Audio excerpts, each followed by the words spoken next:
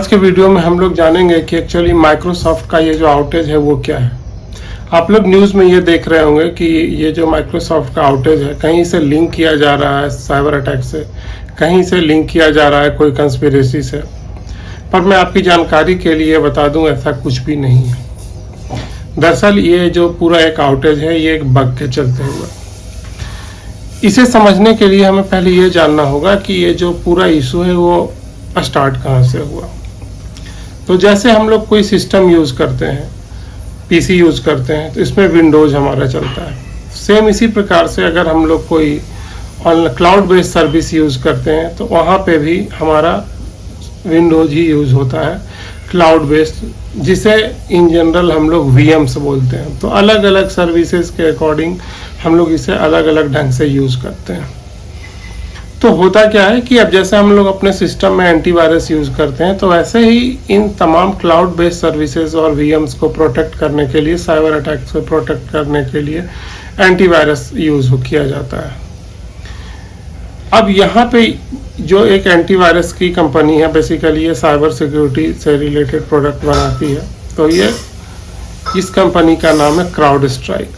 तो हुआ क्या है कि कुछ दिन पहले क्राउड स्ट्राइक ने अपने, इसका एक प्रोडक्ट है क्राउड स्ट्राइक फाल्कन। अब ये जो प्रोडक्ट है क्राउड स्ट्राइक का फाल्कन, ये साइबर सिक्योरिटी और साइबर अटैक से बचाती है सारे ऑनलाइन सर्वर्स को, विंडोज बेस्ड और लिनक्स बेस्ड और मैक बेस्ड सर्वर को। अब इन्होंने एक अपडेट पुश किया विंडोज मशीन के ऊपर, या VMs कहें तो।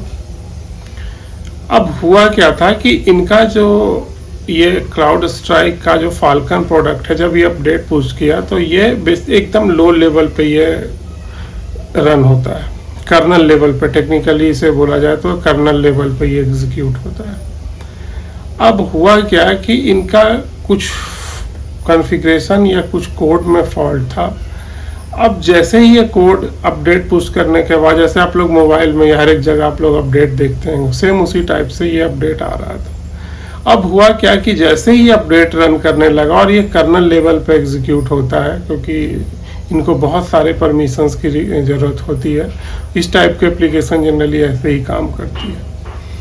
जब ये एग्जीक्यूट कर रहा था तो इनके कोड में कुछ एक ऐसा बग था जो इन्होंने बाद में फिक्स किया है, बट इसमें समय लगेगा, मैं आगे वो भी बताऊंगा। जब ये एग्जीक्यूट हो रहा था तो ये कहीं पे इनका एक, इन्होंने बताया है,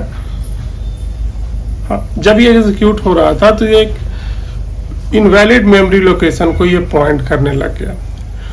और जैसे ही ये इनवैलिड मेमोरी लोकेशन को पॉइंट करने लगा तो विंडोज के ऊपर हमारा जो है एक एरर आने लग गया, ब्लू स्क्रीन ऑफ डेथ जिसे बोलते हैं, और सारा हमारा जो सिस्टम है वो बूट लूप में स्टक हो गया या क्रैश कर गया।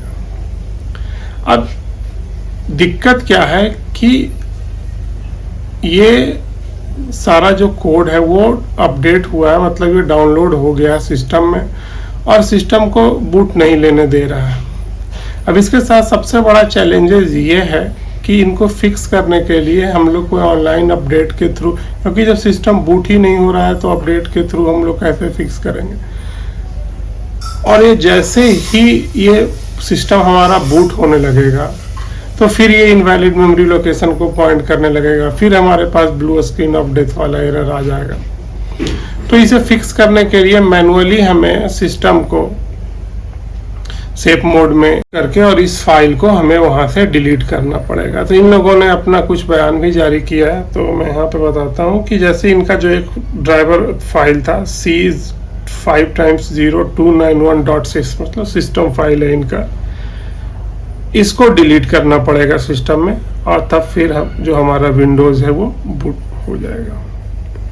तो ये एक छोटे से कोड के चलते ये पूरा सिस्टम हुआ है। अब क्योंकि विंडोज हर एक जगह हमारा यूज़ हो रहा है, एयरपोर्ट में, मिलिट्री के जगह, फिर हमारे हॉस्पिटल्स में, बिलिंग सिस्टम में, स्टॉक एक्सचेंज में, तो जितने जगह ये कोड, मतलब ये जो पैच है वो अपडेट हुआ होगा, तो उतने जगह पे हमारा सिस्टम ये क्रैश हुआ होगा। और इसे फिक्स करना इसीलिए टाइम टेकिंग है क्योंकि मैनुअली फाइल हमें डिलीट करना होगा।